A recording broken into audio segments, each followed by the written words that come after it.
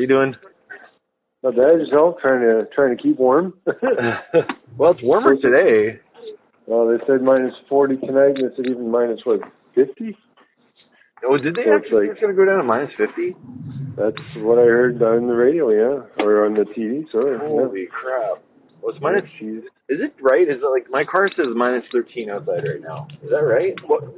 You know what? I don't know, because mine has some weird numbers, too, and I can't really believe them. But then again, when you park in the garage, I think they give you a different... Yeah. Well, I'm parked outside, so at work, so...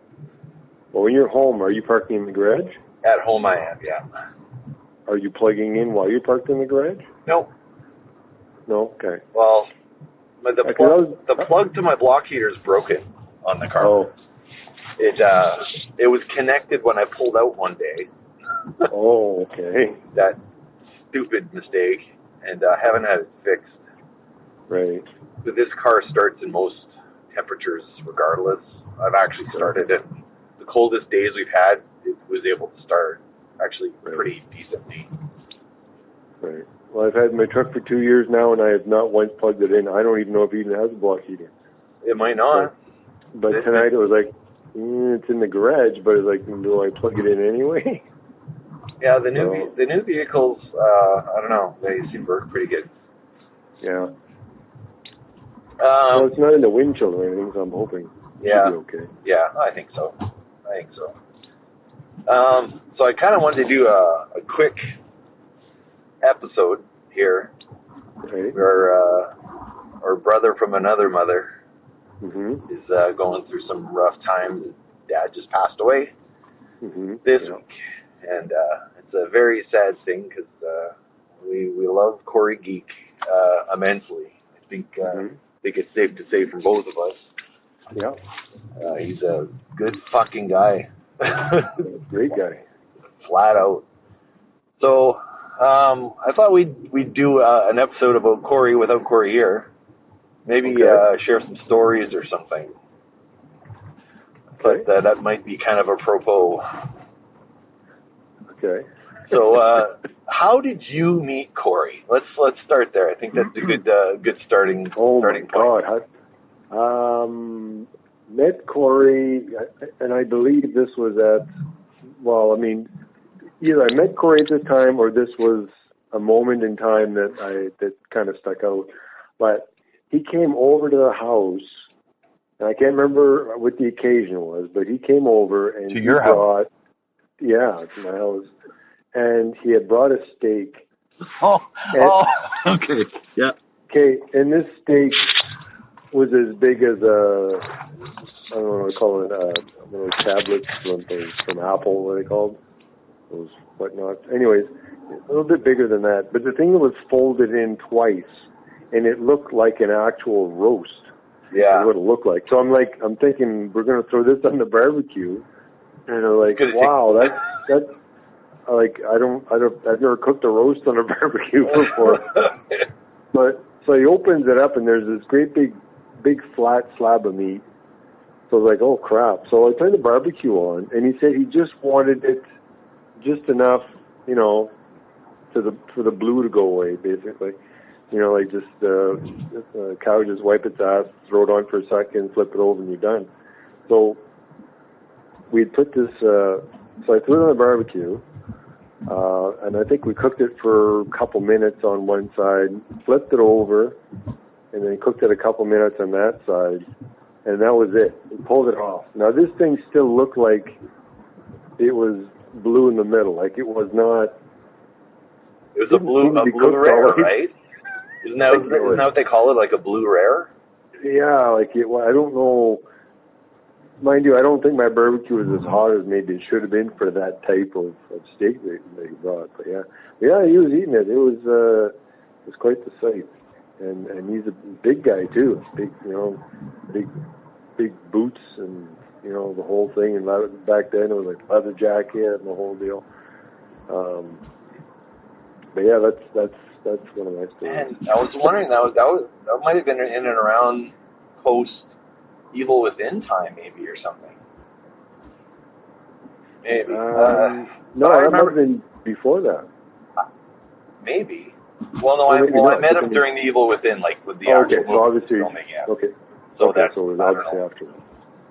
No, I remember that too, because he talked about that afterwards quite a bit. He was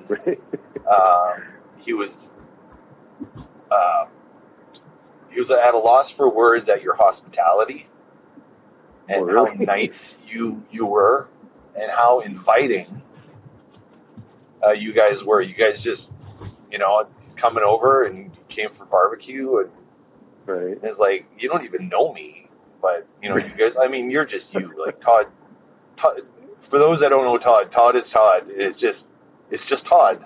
That's what Corey and I say. It's just Todd. Todd's like the nicest guy you could ever meet. And of course he opened the door. I'm an adjective now, is that what? Yeah, it's an adjective, yeah. Of course you let him come over.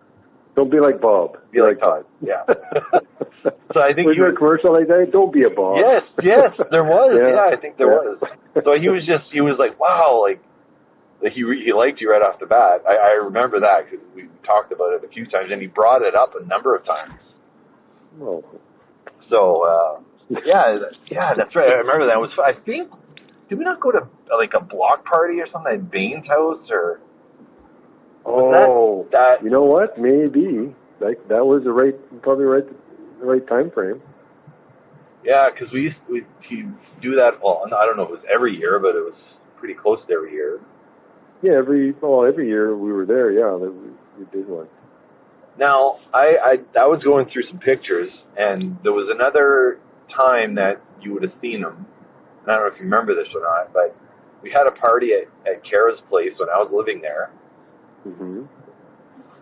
And everybody came. It was someone's birthday. It might have been Kara's birthday. We did it at her house. Right. And I helped put it together, me and I don't remember who. I don't think it was the main planner, but we had the party at Kara's house, I think. At her first, not her first condo, but like her first condo, the one that was on off Corden there. That one. Yeah. Oh, yeah, the first place. Okay, yeah. The first place, yeah. Yeah, okay, I remember. Yeah, we had a big party there. Sylvie was there. I'd been with Sylvie already by that point. Yeah, I think Corey was there, yeah. That's when you walked in at the very end of the hallway on the right-hand side, that was kind of the living room. Yeah. Kind of thing, and then on the left-hand side, that's where kind of the dining room was. Yeah.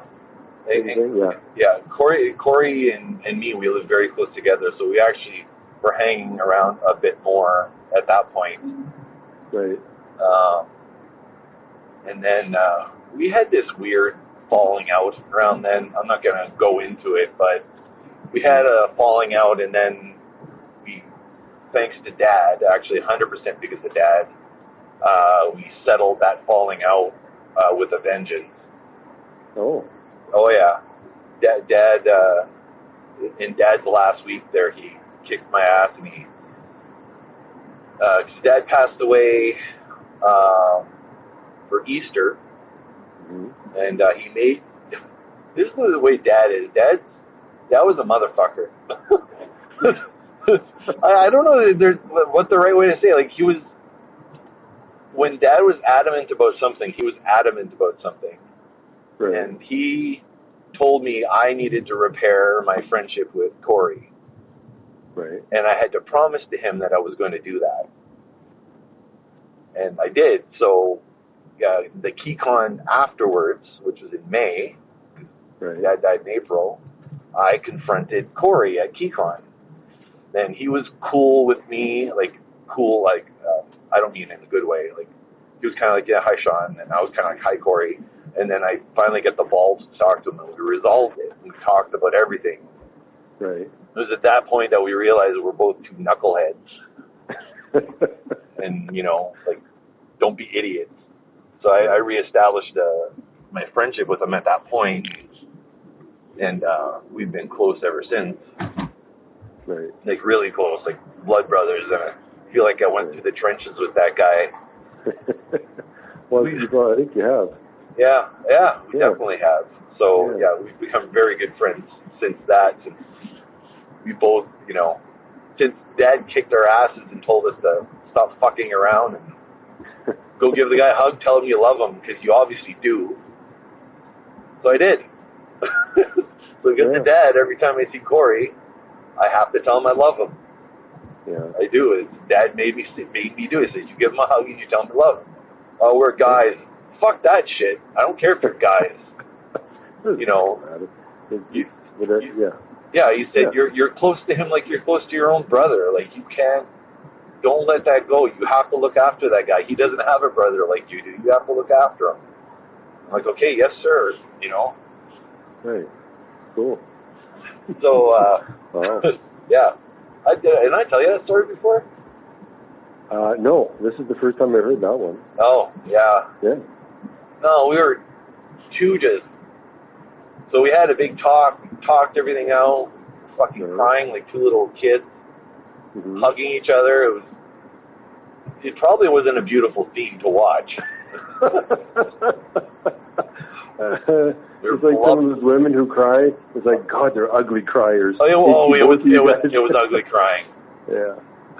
Oh yeah, it was ugly. We put everything on the table and kind of made a commitment to each other to always be there for each other. And I like that he's tight with you now too, just like that. Yeah, well, he's easygoing, honest, genuine guy. Like, he's not, you know, some people they put on the front, Corey is Corey. It's like, you saved me with me. It's, you know, that's it. I think we need to make Corey a verb, or is it a verb or a noun? It's just Corey. Corey. He's just Corey. It stands on its own. Yeah. Yeah. I had we talked about this before, but like all the stuff, the evil within and stuff. But we had lots of great memories at Keycon and stuff. There's a number of YouTube videos of chicanery and crazy, silly things that we would do, and a lot of it involved copious amounts of alcohol between the two of us, drinking the Kraken rum. He really needs to sponsor this podcast. I mean, for Christ's sake. Yeah. Get Kraken for crying out loud. You know how many? Okay, so between me and him, and then Shane, of course, the amount of fucking Kraken bottles sold in the city of Winnipeg, thanks to us. Like, I'm serious. Like, I don't mean just the three of us drinking. We push this stuff on everybody. We seriously do. I mean, if they saw it, depending on what they saw, that may be the reason why. Oh yeah, okay, good point. These guys are just way too out there. But I guess a few interesting things about Corey is he's a celebrity in a way, because he's just Corey. Everybody's, you know, he knows Corey. A lot of people. He knows a lot of people, and everybody, you know, will stand up for him and talk about what a great guy is. And because of things like that, he's been immortalized in a few different ways.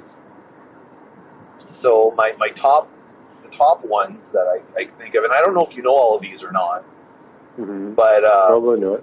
There was I think a meme of Corey with his mouth wide open, with a whole Mr. Noodles in his mouth in one go, and with his eyes rolled back into his head, and it was such a famous picture that this wasn't an actual picture. This was what, a caricature? No. This is an actual picture. It's a real picture of him with his eyes kind of rolled back, and he's got a Mr. Noodles in his mouth, like a whole Mr. Noodles, like you know those cooked. Little. Like cooked, you mean, or raw, like in his teeth, like. No, cooked. No, cooked. Hanging from his mouth, he looks like some sort of wildebeest or something. He's hungry. And he was wearing his Klingon pajamas. The Klingon onesie pajamas. And he was wandering around, carrying around like some crazy beast that year at Keycon. And Lar heard about it. I don't know if Lar was at that one, but he heard about it. And Lar came to Keycon. That's where we met Lar, and he came back to another one. And when he came back to the other one, he actually cosplayed Corey. So he dressed up as Corey. He had some Klingon pajamas made. He shaved his head, grew a goatee, because he usually has a beard, but he made sure he had the goatee, dressed up as Corey, and ran around at the masquerade, because he went into the masquerade dressed as Corey Toews. And ran around with ramen noodles. And that was his whole shtick. That was Lars' whole shtick, and he cosplayed Corey. Interestingly enough, Corey was not at the masquerade. Oh, he missed it all. Totally missed the whole thing. but there's proof though. There's there's proof. Yeah, there's tons of pictures around. And those Klingon jammies are pretty iconic. They sound iconic. Yeah, so that was a great year with Corey and Lars really cemented their friendship that year. It was. I think Lar feels the same way about Corey that we do. That's for sure. Right. But that was a great one. Of course, there's always the Crazy Britney. James and Bob convinced Corey to dress up as a crazy Britney Spears. Right. Including skirt, knee-high socks, combat boots, and a blouse, a white blouse. Not a lot of the buttons were done up to show the cleavage. And he ran around Keycon at Masquerade that year. He came out to, I don't know if it was Marilyn Manson, but it was like an industrial version of Baby Hit Me One More Time. Okay. And he ran around, and I was dressed as Captain America. I was trying to apprehend him, or apprehend Crazy Britney specifically. That was another great moment.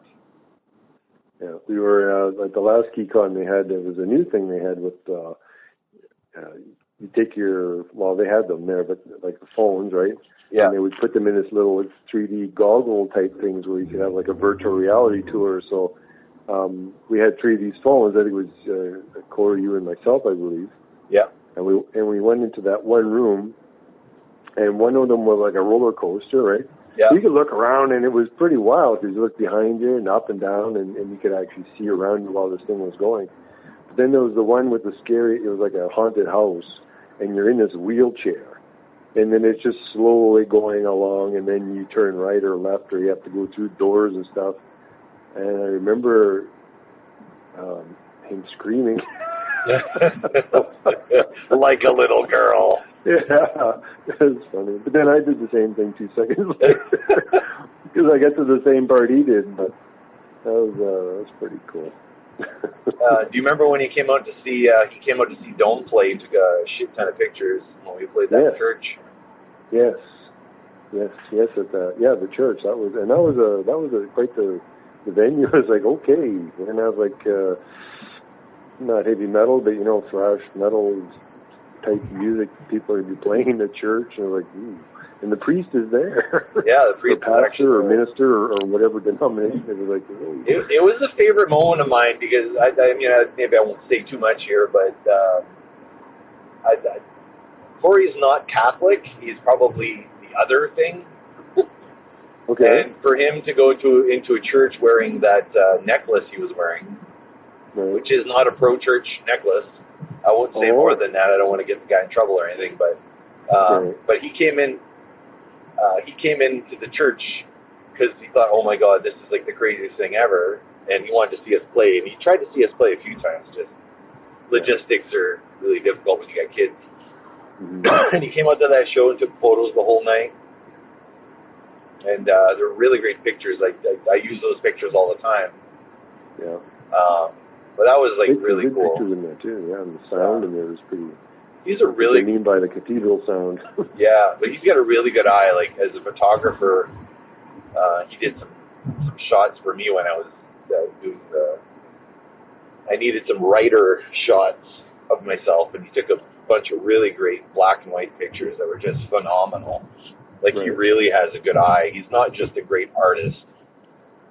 I mean, he's got a really good eye for what looks really great, catchy. Yeah. You got anything else? Well, I mean, the last couple of Keycons, it was nice that he had a room, and then we kind of went from one to the other, and then we had that big meeting last time with the Evil Within with some of the people in the room there. Yeah, that was pretty fun. I mean, that's all him. Like, that was all him putting that together. Even though there was bad blood with the cast and crew, the Evil Within, like, he put that whole thing together. But let bygones be bygones, and a lot of people were on the outs with Clay, and Clay maybe was on the outs with some people. Like, there was kind of a bittersweet experience, that whole thing. And Corey just brought everybody together. He invited Clay, and kind of everybody was able to put it past, like, okay, it's water under the bridge now, Well, see, on my side, I wasn't part of that movie or anything, but I mean, and the people that you were in the movie with, you chum with, and I know most, some of them. Yeah. And to see how this all came together. I mean, Corey, like we went there the day before with the recorders in the room that this was going to take place in, just to do a sound check and make sure everything was going to be okay. And then when everybody was there, all the people you could see on the screen were there, and now this is like their younger selves, right, from years ago, and watching them all just glued to the screen, watching all this, and just kind of you guys kind of narrating through it, you guys, and just to see afterwards, once this was all done, and how everybody kind of got together, it was nice to see. There was no, like, not knowing, because I wasn't there, and you said later there's some friction, for whatever reason, with different people and whatnot. I did not see any of that at all. No. I saw a whole group of people that came together, as one, group. There was nothing off about it. So, the way he organized it and had everybody put together, and I mean, I hadn't seen Clayton in forever either. It was nice to see him also. Like the other cast members, I didn't know any of those people, but just seeing them and meeting them and having this whole thing together, I think he did that was an excellent job. He, I call it, the execution was perfect. Yeah. Yeah.